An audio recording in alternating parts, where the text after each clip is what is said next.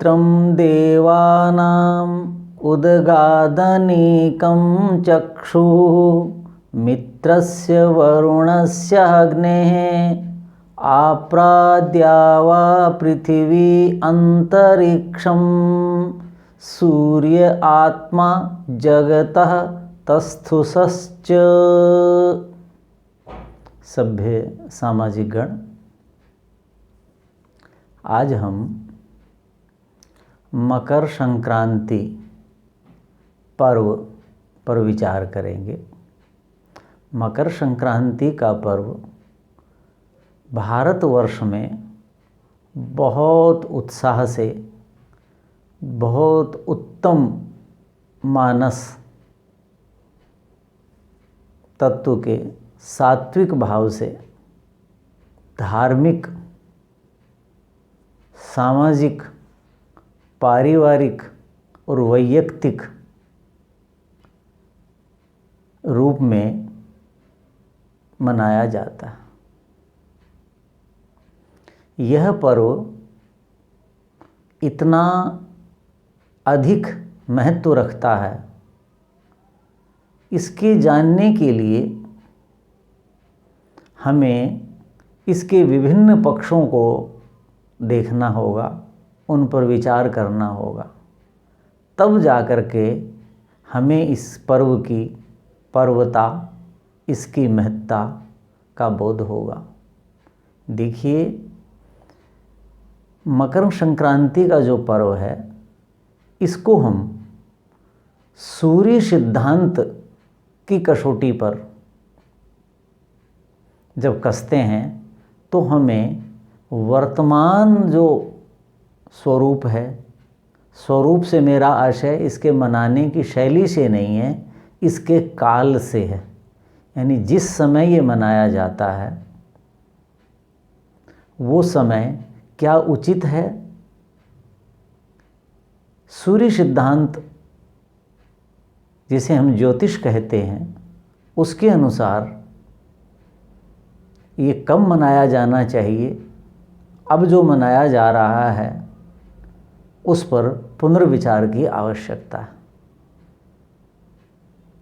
मकर संक्रांति पर्व मनाना पूर्ण वैज्ञानिक है, सृष्टि सम्मत है, समाज, परिवार एवं व्यक्ति के जीवन में विशेष उत्साह और उमंग भरता है। यह परंपरा एक उत्तम परंपरा है। इस पर हम कोई भी प्रश्न नहीं कर सकते। लेकिन यह पर्व 14 जनवरी को जो मनाया जा रहा है उस पर विचार करना आवश्यक है। सबसे पहले हम मकर संक्रांति, इन दो शब्दों पर विचार करते हैं। मकर और संक्रांति। मकर की संक्रांति, मकर में संक्रांति। मकर क्या है? एक राशि का नाम है। संक्रांति किसे कहते हैं? सम मानी उत्तम रीति से, क्रांति आगे की तरफ बढ़ना, व्यवस्थित रूप से आगे की तरफ बढ़ना, संक्रमित होना, एक से दूसरे स्थान पर जाना, इसका नाम संक्रांति है। जैसे हम सामान्यतया क्या कहते हैं कि पुत्र में पिता के गुण संक्रमित होते हैं। बुराई में हम क्या कहते हैं? ये संक्रामक रोग है, यानी एक से दूसरे के अंदर उसका जाना। उत्तम में इस विद्यार्थी में अपने आचार्य के गुण संक्रमित हो गए। तो संक्रांति का मतलब उत्तम रीति से एक स्थान से दूसरे स्थान पर जाना, एक वस्तु से दूसरी वस्तु में गुणों का जाना, ये संक्रांति शब्द का अर्थ है। तो मकर संक्रांति क्या हुई? मकर राशि में सूर्य का संक्रमण, सूर्य का गमन, सूर्य का पहुंचना, ये मकर संक्रांति कहलाती है। अब संक्रांतियाँ क्या हैं, कितनी हैं, मकर उसमें क्या है, इस पर विचार करते हैं। देखिए, हम सब जो पढ़े लिखे हैं, भूगोल जिन्होंने विद्यालय में पढ़ा, सामान्य ज्ञान के लिए पढ़ाया जाता है, वहाँ क्या पढ़ाया जाता है? जो सृष्टि में है, सृष्टि में क्या है कि हमारी पृथ्वी है, ये सौर मंडल का एक सदस्य है, सूर्य का एक मंडल है, एक परिवार है, उसका पृथ्वी जो ग्रह है एक सदस्य है। ये अपने मुखिया अर्थात सूर्य की परिक्रमा कर रहा है। इस जैसे ही बुध, शुक्र, मंगल, बृहस्पति, शनि, अरुण, वरुण और यम, ये जितने भी हैं सब ग्रह सूर्य की परिक्रमा कर रहे हैं। ऐसे पृथ्वी कर रही है और साल भर में ये एक बार परिक्रमा पूरी कर लेती है। अर्थात जब सूर्य की पूरी परिक्रमा कर लेती है उसको हम वर्ष या साल कहते हैं। वो जो सूर्य का परिक्रमा पथ है, वो परिक्रमा पथ 360 अंश का है। उसको 12 भागों में बांट दिया। वो जो 12 भाग हैं समान, वो जो बिंदु बनाए गए, एक के बाद 30 अंश के बाद एक बिंदु, 30 अंश के बाद एक बिंदु, अंश आप समझते हैं, किसी का अंश यानी भाग, हिस्सा, तो 30-30 अंश के 12 बिंदु हैं। उन 12 बिंदुओं का नाम राशि है। अब राशि उसको क्यों कहा? राशि कहते हैं समूह को। राशि किसे कहते हैं? समूह को। जैसे धन राशि, धन का समूह, ऐसे कोई भी राशि। तो ये राशि क्यों कहलाई? बिंदु तो एक था कि वो जो सूर्य के परिक्रमा करने का पथ था, मार्ग था पृथ्वी का, उसमें जो बिंदु थे वहाँ कुछ नक्षत्र हैं। वो तो बहुत दूर हैं, लेकिन वहाँ उन बिंदुओं के आसपास वो दिखाई देते हैं। उन बिंदुओं को जब हम मिलाते हैं आपस में, अर्थात वो जो नक्षत्र हैं उनको एक दूसरे से जोड़ते हैं रेखा से, तो एक विशेष आकृति बन जाती है। उस आकृति को नाम दे दिया। जैसे ये कौन सी राशि है? ये कन्या राशि का मतलब क्या है? नक्षत्रों का, तारों का समूह, उसको राशि कहते हैं। तो राशि का मतलब समूह। वो समूह जब आपस में जुड़ता है, सबको एक से दूसरे में जोड़ते हैं रेखा से, तो वो जो चित्र, अनुमानित सा चित्र बनता है, तो वहाँ हम कल्पना कहते हैं कि ओहो, ये चित्र तो, ये राशि तो कन्या जैसी दिख रही है। राशि का मतलब ये तारों का समूह कैसा दिखता है? जैसे कोई कन्या हो, जैसे मकर है, समुद्री जो जीव है मकर, उसको कह दिया। वृश्चिक बिच्छू को कहते हैं, उसके आकार जैसा। मेष भेड़ को कहते हैं, तो मेष, वहाँ मेष के आकार का चिन्ह बनता है। तो इस प्रकार ये राशियों के नाम हैं। ये 12 राशि यानी तारों का, नक्षत्रों का समूह है। ऐसे ही एक राशि है मकर और दूसरी है कर्क, यानी 12 में से एक दूसरे का मतलब ये एक के बाद दूसरी नहीं है, जिनकी हम इस व्याख्यान में चर्चा करेंगे। तो मकर राशि यानी 12 राशियों में एक राशि का नाम है।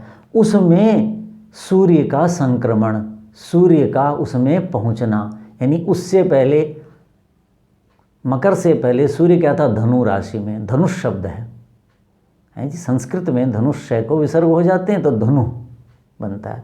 धनु राशि अर्थात वहाँ जो तारे हैं, नक्षत्र हैं, उनको जब आपस में मिलाते हैं तो धनुष जैसा आकार बनता है, इसलिए धनु राशि।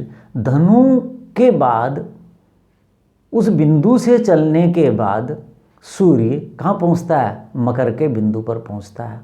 अर्थात अब सूर्य धनु से मकर राशि में संक्रमित हो गया। अब से मकर राशि में ये 30 अंश चलेगा। ये मकर संक्रांति का अर्थ है। अब आप कहेंगे कि सूर्य चलता है एक तरफ, तो मैंने कहा था कि पृथ्वी परिक्रमा कर रही है, अब कहते हैं सूर्य संक्रमित हो गया। ये ऐसे व्यवहार में हम ऐसा कहते हैं, जैसे क्या है, सूर्य उदय हो गया, सूर्य अस्त हो गया। सूर्य न तो उदय होता है न अस्त होता है। पृथ्वी अपनी धुरी पर जब घूम रही है तो सूर्य के सामने पृथ्वी का जो भाग आता है वहाँ के लोग क्या कहते हैं, सूर्य उदय हो गया। जो भाग वहाँ से ओझल हो जाएगा सूर्य के सामने से घूमते घूमते, तो वहाँ के लोग क्या कहेंगे, अब सूर्य अस्त हो गया। जबकि पृथ्वी ही घूम रही है, वही सामने आती है और वही उसके सामने से ओझल हो जाती है। लेकिन व्यवहार में समझने के लिए, क्योंकि पृथ्वी इतनी बड़ी है, हम इतने छोटे हैं, तो इस पर रहते हुए हमें सूर्य उदय होता दिखाई देता है, सूर्य अस्त होता हुआ दिखाई देता है। ये व्यवहार समझने के लिए अच्छा है, छोटा बच्चा भी समझ लेता है, जिनको कम ज्ञान है, भूगोल नहीं जानते, वो भी समझ लेते हैं इस बात को। तो ऐसे ही हम क्या कहते हैं कि सूर्य पृथ्वी की परिक्रमा कर रहा है, ऐसा लोक व्यवहार में हम प्रयोग करते हैं। अर्थात पृथ्वी बीच में है और सूर्य उसके चारों तरफ परिक्रमा कर रहा है, और सूर्य क्या कर रहा है, एक बिंदु से दूसरे बिंदु पर, दूसरे से तीसरे पर, ऐसे 12 बिंदुओं पर वो घूमता है।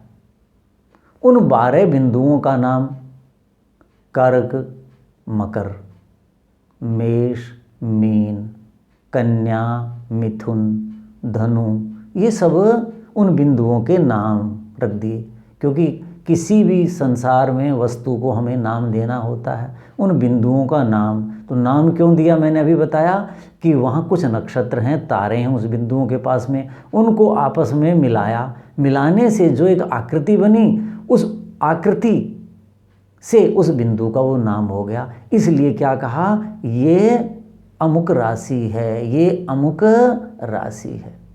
तो मकर संक्रांति का मतलब, मकर एक राशि है, तारों का समूह है, उसके बीच में एक बिंदु है, वहाँ पर सूर्य संक्रमित हो गया।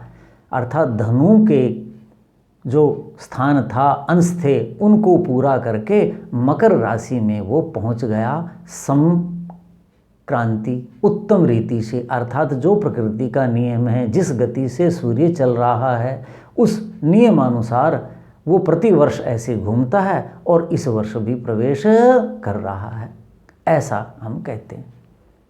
अब मकर संक्रांति क्या एक ही है? नहीं, 12 संक्रांतियां हैं। भारत का जो उत्तर पश्चिम भाग है, उत्तरी हरियाणा, पंजाब और जम्मू कश्मीर, उन क्षेत्रों में प्रति मास वहाँ के लोग संक्रांति पर्व मनाते हैं। क्योंकि 12 संक्रांतियाँ हैं तो हर महीने एक संक्रांति आती है। तो उन परिवारों में आप देखेंगे, यदि कोई परिचित क्या कहेंगे, आज संक्रांत है, आज संक्रांत है, इतना पता है उनको। कौन सी है थोड़ा ज़्यादा जानता है तो बता देगा कि ये संक्रांत है, अब धनु की संक्रांत है, अब मकर की संक्रांत है, अब मीन की है, अब मेष की है, अब मकर की है, अब कन्या की है। ऐसे अलग अलग 12 राशियों में सूरज ने तो गमन करना ही करना है, वो तो प्रकृति का नियम है। जब वहाँ पहुँचता है तो वो क्या है, पर्व हैं। पर्व का मतलब जोड़ना, यानी काल को जोड़ता है। तो जैसे हम मध्य भारत के लोग, हरियाणा के लोग, पश्चिमी उत्तर प्रदेश और सारे देश में ज़्यादातर भागों में क्या है, अमावस्या और पूर्णिमा एक मास के बाद आती हैं। एक मास के बाद अमावस्या आती है, एक के बाद पूर्णिमा। ये चंद्रमा के मास हैं। चंद्रमा एक नियमित निश्चित व्यवस्था के अधीन जब आगे बढ़ रहा है, संक्रमित हो रहा है, तो ये दोनों पर्व आते हैं। लेकिन उत्तर पश्चिम भारत में संक्रांति की ज़्यादा महत्ता है, वहाँ संक्रांति लोग मनाते हैं। अमावस्या पूर्णिमा को भी यज्ञ आदि करते हैं, पर्व मनाते हैं, क्योंकि उनकी भी सृष्टि में महिमा है। सूर्य सिद्धांत में उनकी भी महत्ता बताई है। तो ये जो मकर संक्रांति है ये इस दृष्टि से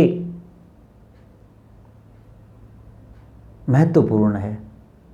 क्या? सर्दी का समय, सूर्य दक्षिण की तरफ गमन कर रहा है और सूर्य जो दक्षिण की तरफ जा रहा है, धीरे धीरे जा रहा है। आपने देखा होगा कि जून से ही दिन छोटे होने लग गए, रात्रियां बढ़ने लग गई और दिसंबर में आते आते आते आते इतनी बड़ी रात्रि हो जाती है और दिन बहुत छोटा हो जाता है। सामान्यतया जो कार्यों में व्यस्त लोग होते हैं वो क्या कहते हैं, कृत्रिम प्रकाश में जो कार्य नहीं करते थे, खेती बाड़ी पशुपालन सूर्य के प्रकाश से चलता था, कहते हैं बहुत दिन छोटे होते हैं, भाई जल्दी कार्य कर लो। रातें इतनी बड़ी होती हैं, सौ के लोग थक जाते हैं, रात कटनी मुश्किल हो जाती है, सर्दी बहुत ज़्यादा लगती है। बुज़ुर्ग जो लोग हैं, खांसी है, उनको दमा है, सर्दी लगती है, उनके लिए रात पहाड़ जैसी लगती है। तो ये क्या है, ये जो शीत ऋतु है ये सूर्य का दक्षिणायन है। इसमें सूर्य जब अपनी अंतिम सीमा पर पहुंच जाता है, अर्थात सूर्य धीरे धीरे दक्षिण की तरफ जून से चल रहा था और वो दिसंबर में अंतिम सीमा तक पहुंच जाएगा। वो जो अंतिम सीमा है, वो चरम सीमा है, उसका नाम क्या है, उस बिंदु का नाम है मकर राशि। देखिए भूगोल में पढ़ाया जाता है कि पृथ्वी अपने अक्ष पर, अपनी जो अक्ष है, धुरी है, उसके ऊपर घूम रही है और वहाँ वो सीधी नहीं है, वो 23 अंश झुकी हुई है, 23 अंश झुकी हुई है। यदि वो बिल्कुल सीधी होती तो दिन और रात पूरे वर्ष बराबर रहते और पूरे वर्ष एक जैसा ही मौसम रहता। लेकिन पृथ्वी क्या है, झुकी हुई है और झुकी हुई पृथ्वी सूर्य की परिक्रमा कर रही है। तो आप ये मेरा हाथ देखिएगा कि यूँ है, ऐसे झुकी हुई है, तो ये सूर्य है। अब ये इस पे जब घूमेगी तो यहाँ देखिए ये भाग है और इस भाग में कम प्रकाश जाएगा और इसमें ज़्यादा जाएगा, और जब ये इधर हो जाएगा तो क्या होगा, यहाँ कम होगा और यहाँ ज़्यादा हो जाएगा। तो ये एक सामान्य सा ज्ञान मैं बता रहा हूँ।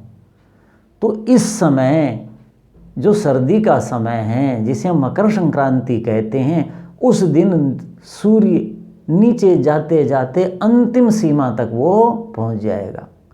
तो सूर्य का मकर राशि में पहुंचना, उस बिंदु पर पहुंचना और वहाँ से फिर वो ऊपर की तरफ बढ़ने लगता है। यूँ घूमेगा तो यूँ आएगा, तो धीरे धीरे क्या होगा, सूर्य उत्तर के जो लोग हैं, उत्तरी गोलार्ध के जो लोग हैं, उनको ज़्यादा मिलने लगेगा। तो उत्तर की तरफ अयन मानी गमन, एक बिंदु विशेष है जिसका नाम मकर कह दिया। उस बिंदु तक ही जाता है सूर्य और उसके बाद वो वापस लौट आता है। मैंने बताया सूर्य न तो कहीं जाता है न आता है, न उदय होता है न अस्त होता है, न वो पृथ्वी के चक्कर लगा रहा है। लेकिन लोक व्यवहार में समझने के लिए हम ऐसा कहते हैं कि कहाँ तक आया, हम क्या कहते हैं, छाया यहाँ तक आ गई, छाया इतने तक आती है बस सर्दी में, उसके बाद ये वापस होती जाएगी, छोटी हो जाएगी, उसके बाद फिर बढ़ने लग जाएगी। छाया घट बढ़ रही है, हम ऐसा व्यवहार करते हैं, जबकि है क्या कि पृथ्वी ऐसा परिक्रमा पथ है उसका, ऐसी घूम रही है, उसके कारण सूर्य अलग अलग कोण से अपना प्रकाश डालता है। उसकी किरणें कभी बहुत तिरछी हो जाती हैं, फिर कभी सीधी हो जाती हैं, कभी बहुत सीधी हो जाती हैं। हम जैसे करनाल में रहते हैं, करनाल लगभग 30 अंश के ऊपर है और सूर्य कहाँ तक आता है, उज्जैन तक आता है, 23 तक आता है। तो यदि 30 अंश तक सूर्य आता तो करनाल में सीधी किरणें पड़ती, लेकिन करनाल में नहीं आता, इसलिए सूर्य की किरणें तिरछी आती हैं। और इस समय सूर्य भूमध्य रेखा को पार करके और नीचे की तरफ 23 अंश चला गया है मकर राशि में, तो और टेढ़ी किरणें हो गई हैं, बहुत टेढ़ी हो गई हैं।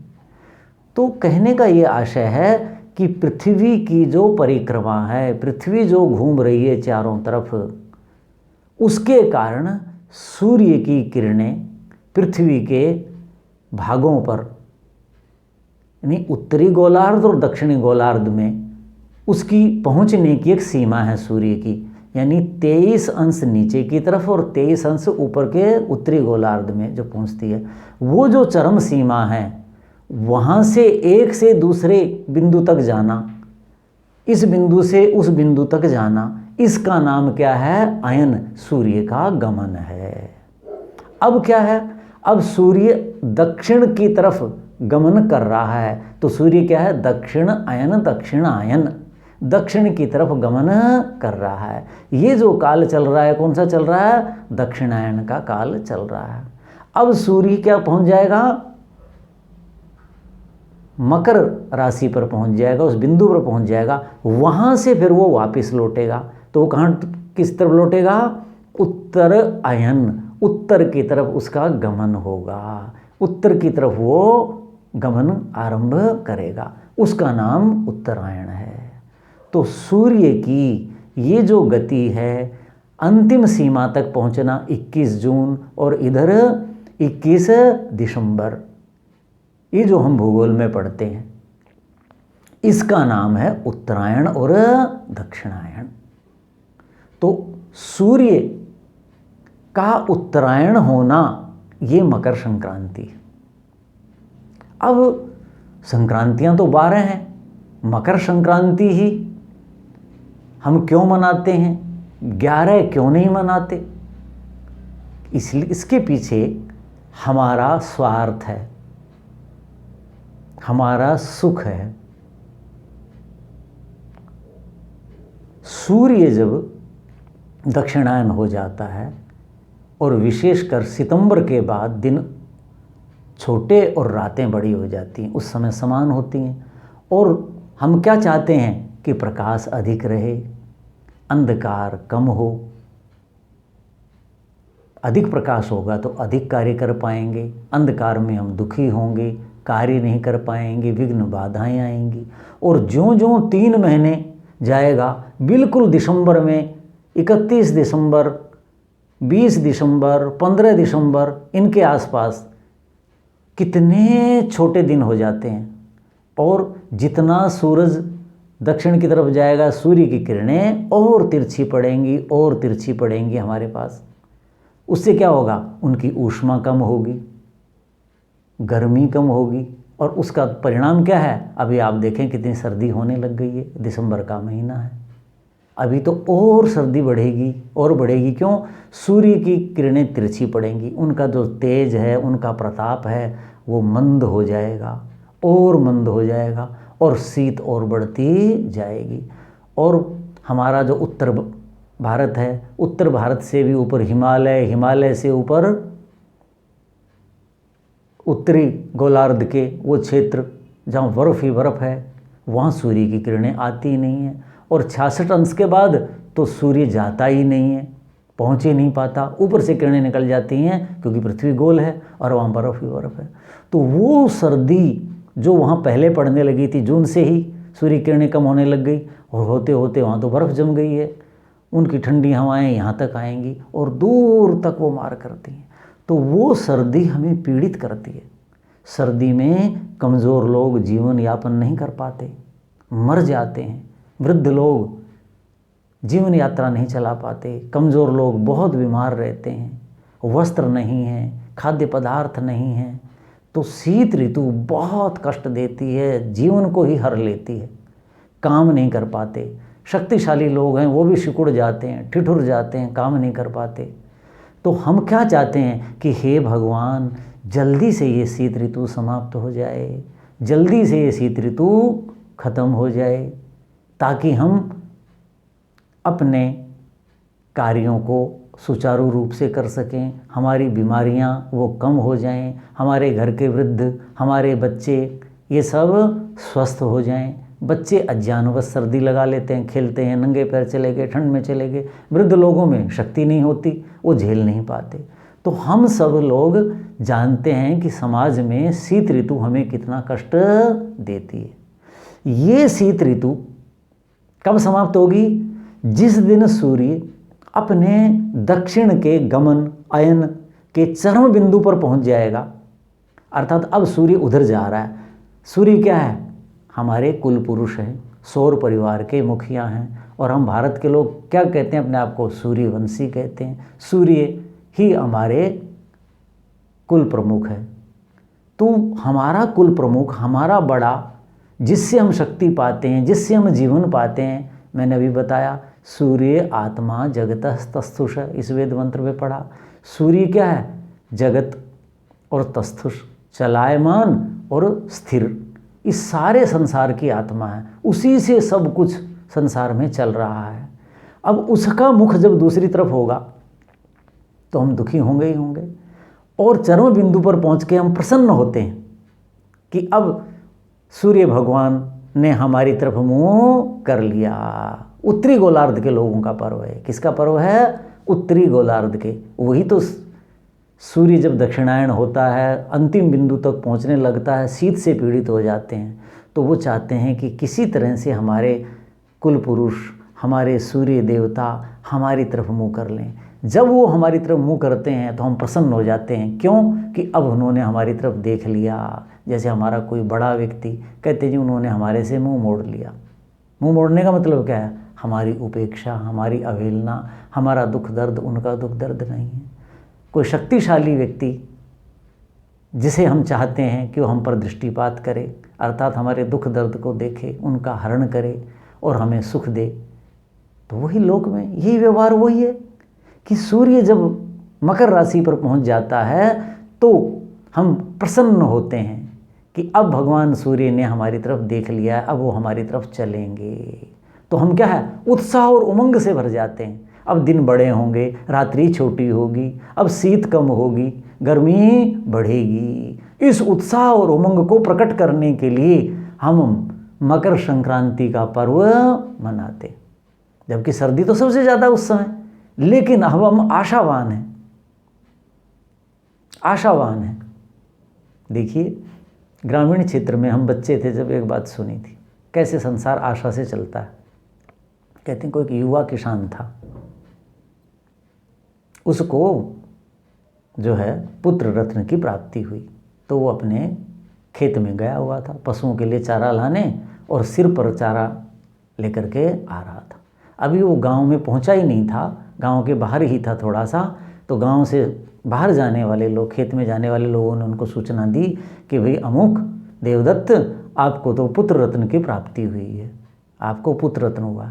कहते हैं उसने वहीं से अपने सिर का बोझा फेंक दिया। कहते हैं क्यों फेंक दिया भाई? कहते अब वही लेके आएगा। मतलब इतनी खुशी हुई कि अब मेरा सारा भार वो बटा लेगा, उस सारे भार को अपने ऊपर उठा लेगा। तो आशा, अब वो बेटा कब होगा? 15, 16, 18 साल का होगा, तब वो भार उठाने के लायक होगा। लेकिन आज ही उसको आशा ने इतना बल दे दिया,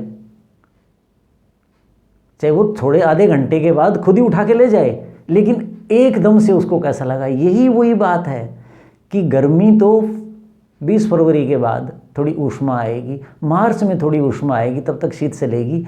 लेकिन मकर संक्रांति, आज के दिन सूर्य अपने चरम बिंदु पर पहुंच गया, भगवान सूर्य ने उत्तर की तरफ मुंह कर लिया। उत्तरी गोलार्ध के जो लोग हैं वो बस आशान्वित हो जाते हैं कि अब हमारे शीत का अंत हो जाएगा। वो जो हमारे को मृत्यु बन करके, कराल काल बन करके मारे डाल रही थी, अब वो डर के भाग जाएगी। क्यों? कि हमारे बड़े आ गए। वो देखिए, तो आपने देखा होगा, घर के प्राणी हैं, कुत्ता भी है, मालिक को देख करके कितना उत्साहित हो जाता है, हैं? और 10 कुत्ते हों तो पूंछ दबा के भाग रहा होता है, और मालिक देखते ही उन पर झपटने लगता है। इतने में अंतर हो जाता है। अभी मालिक ने कुछ भी नहीं किया। ऐसे ही सूर्य हमारा मालिक है, हमारा स्वामी है, सब कुछ है।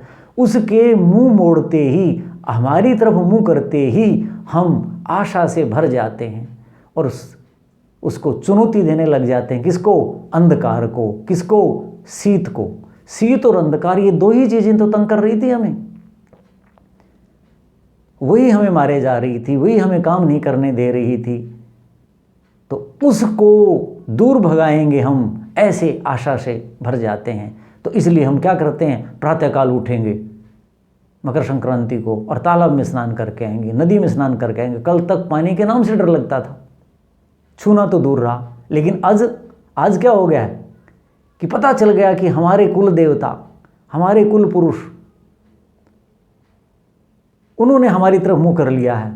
अब बस हम किसी के बस के नहीं हैं। तो शीतल जल में स्नान करते हैं लोग, उषा काल में उठ करके, प्रभात में उठ करके, चाहे उसके बाद आग से तापते हैं।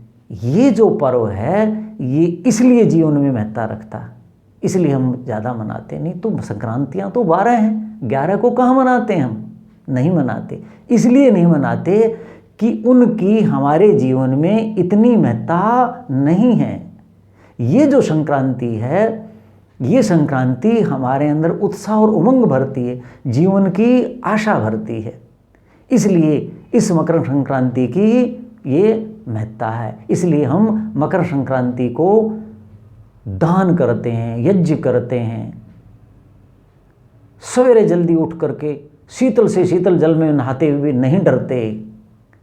ये सब क्यों करते हैं हम, इसलिए करते। पूरा देश देखो उस दिन नदियों में नहाने जाता है, सरोवरों में नहाने जाता है, बच्चों को माताएं लेके जाती हैं, अरे पुण्य लगेगा उठो। मतलब क्या हुआ कि अब सर्दी से डरने की ज़रूरत नहीं है, ठंडे पानी में नहाओ, स्वास्थ्य बनाओ, शरीरों की शुद्धि कर लो, कपड़े साफ कर लो, कोई डरने की ज़रूरत नहीं। क्यों, हमारे जो कुल पुरुष हैं, हमारे जो इष्ट देवता हैं, सारे इस भूमंडल के आत्मा हैं, वृक्षों के, पशुओं के, पक्षियों के, मनुष्यों के। बस वो अब हमारी तरफ मुँह कर लिया, वो हमारी तरफ चलना आरंभ कर दिया। अब ये शीतल ऋतु, ये सर्दी डर के भाग जाएगी कि सूर्य देवता आ रहा है, भाग लो। अंधकार भाग जाएगा, छिप जाएगा। और ऐसा ही होता है, शीत धीरे धीरे भाग जाती है, अंधकार धीरे धीरे भाग जाता है जी। 14 घंटे का दिन हो जाएगा और अब 14 घंटे की रात्रि है। तो मेरे कहने का ये आशय है कि मान्य सज्जनों, ये मकर संक्रांति इसलिए हम मनाते हैं, इसलिए हमारे जीवन में इसकी विशेष महत्ता है। मकर और संक्रांति इसलिए इनका नाम है। तो मकर संक्रांति क्यों, और 14 जनवरी, और मैंने कहा सूर्य जो है वो मकर राशि पे पहुंच जाता है 21 और 22 की रात्रि को ही। इस विषय पर अगले व्याख्यान में हम विचार करेंगे। ओम शांति शांति शांति। ओम।